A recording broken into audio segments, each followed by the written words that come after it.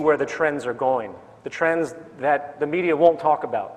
And given the pattern of political, economic, and environmental negligence and abuse, we're on a collision course, which I will explain as we continue. Are there solutions to these problems? Yes, there are. But they are so far outside of the status quo And a threat to those in power both politically and economically that they are just outright dismissed as irrational and absurd. The self-appointed guardians of the status quo won't even hear it because it's far outside of their reference and identity. Here's a few examples of some of the things that are currently happening right now, and there's many more. These are just a few that I popped up in the mainstream media. This is where the zeitgeist movement comes in. I'm really sorry to say, we can no longer rely on government institutions to steer us in the right direction. Every government on this planet is locked into an economically oriented social program which is self-serving, unsustainable, and destructive to one degree or another. The possibility of a smooth transition into a new enlightened social design which does not have the negative byproducts, which I'm going to talk about, is extremely limited given the options made available in the current order, meaning the legal system, the political system, etc. Likewise, we can no longer endure the profit-driven ethos of the corporate and financial powers which control all of our precious resources on the planet. Resources we all need for survival. Society today is sick, and the illness permeates all life systems within it. And I see the zeitgeist movement as the immune system of the social world, if you will.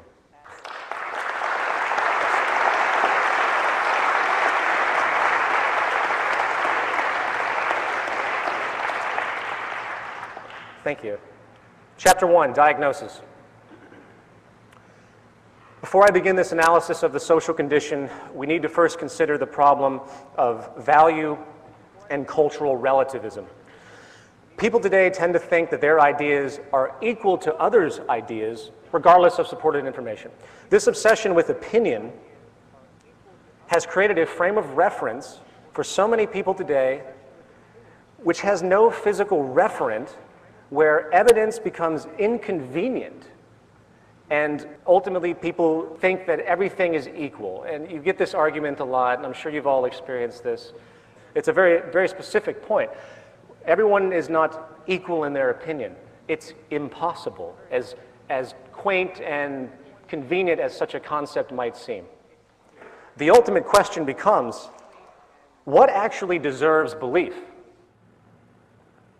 What is important to everyone on this planet, and how do we maintain our well-being both personally and socially in a sustainable way? What is the indisputable common ground which can all be agreed on in a world of Christians, Muslims, capitalists, socialists, atheists, anarchists, Scientologists, Republicans? What can we all agree on? Well, here's one thing that's universal. Being healthy versus being sick. Being healthy is a preferred value preference, you could say. Normal versus pathological states, hence healthy versus diseased states, provide an incontrovertible value basis, for all individuals and societies. Virtually all people in all societies prefer to be alive and healthy. Last I checked. There is no cultural relativism about whether having good food to eat, staying away from cancer, or having unpolluted water to drink is a good value to have. Therefore, our analysis of the health of society is not going to be based on GDP, the consumer price index, the state of the stock market, economic growth, unemployment levels, or employment levels, free trade agreements, or any other commonly referenced economic attribute used to claim that society is improving or growing. Instead, we will examine things that actually matter, such as rates of disease, poverty, social capital, trust, conflicts, corruption, planetary depletion, pollution, murder rates, life expectancy, educational performance, imprisonment rates, drug and alcohol abuse, mental illness, etc. These are things that actually matter. So let's begin. Contrary to popular belief,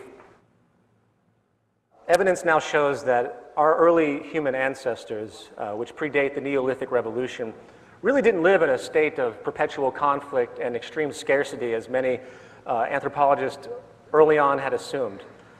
In fact, hunter-gatherer societies were in a very unique arrangement, immersed in both a restrictive yet self-regulating environmental paradigm. Before the advent of agriculture, there was very little control over what was available. You didn't have agriculture, you couldn't control the environment. So what happened is a natural balance was in order. And the societies themselves seemed to reflect this balance by having, in fact, non-hierarchical, non-competitive, leaderless social structures. In fact, it has been found that their value systems, their social values, were essentially based on equality, altruism, and sharing. And they literally forbid upstartism, dominance and aggression, and egoism.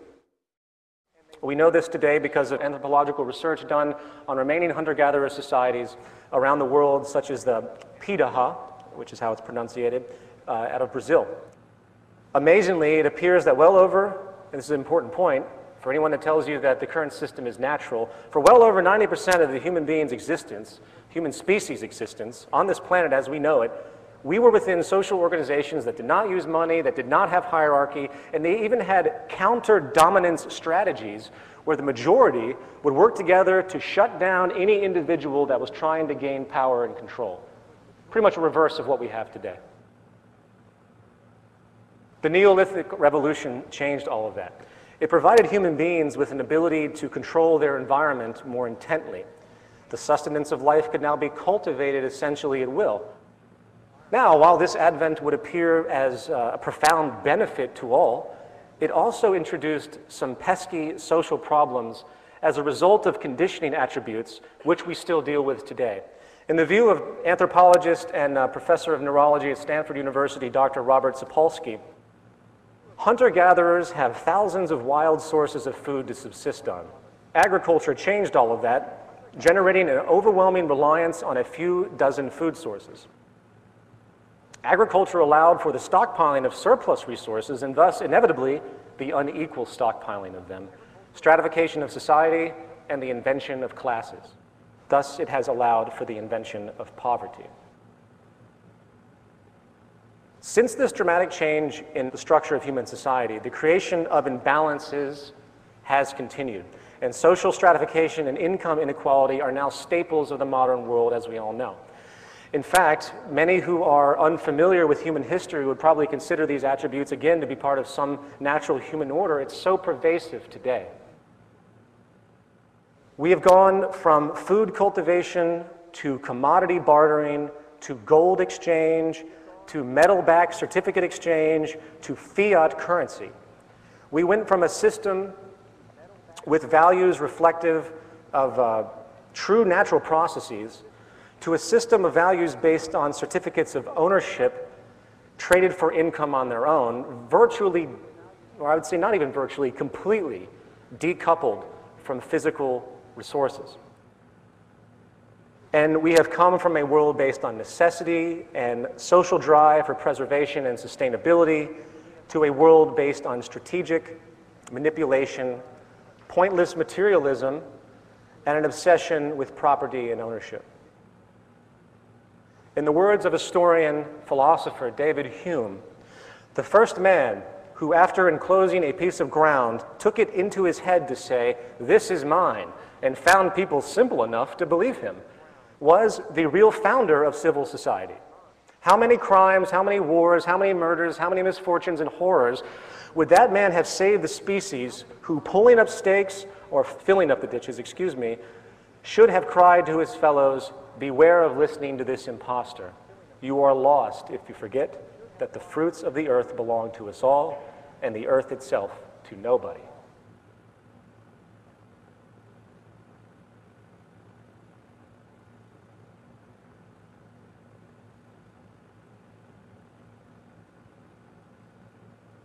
Moreover, scarcity is now a driving force for commerce.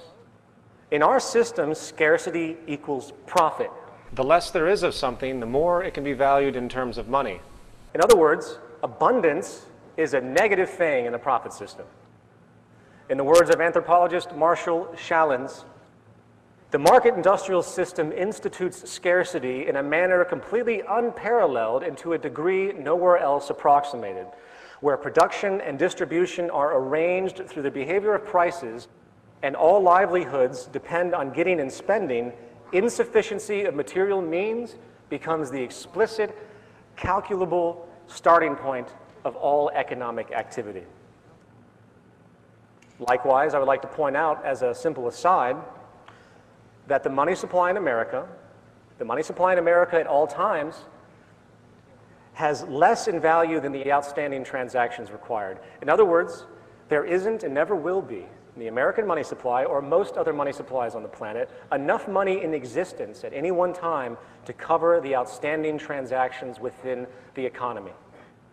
Money is created out of debt through loans, and interest is charged for those loans, whether it is a government bond or a personal home equity loan. If every single debt was called in right now in our economy, there would be an enormous amount of money that is literally impossible to pay back in domestic currency. This is a central reason why stratification and inequality is literally built into our system. The inherent scarcity of the money supply itself, imagine that. In this system, bankruptcy isn't some irregular byproduct that negligent people just happen to stumble into. It is an inevitable built-in attribute. It's a game of musical chairs. I hope that's clear. In the words of economist Bernard Lietaer, a great quote, "Greed and competition are not the result of a mutable human temperament. Greed and fear of scarcity are, in fact, being continuously created and amplified as a direct result of the kind of money we are using. We can produce more than enough food to feed everybody, but there is clearly not enough money to pay for it all. The scarcity is in our national currencies. In fact, the job of the central banks is to create and maintain that scarcity. The direct consequence is that we have to fight with each other in order to survive." That last sentence really defines so much. The direct consequence is that we have to fight with each other in order to survive. The consequence of these mechanisms is, again, extreme social imbalance and hence social stratification. With this understood, let's now consider the state of income inequality within the world. In 2005, the jolly folks at Citigroup put out a memo to its wealthiest clients in regard to the state of what they called the plutonomy. In the opening summary on this is very, very clear.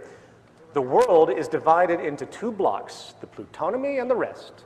The US, the UK, and Canada are the key plutonomies, economies powered by the wealthy.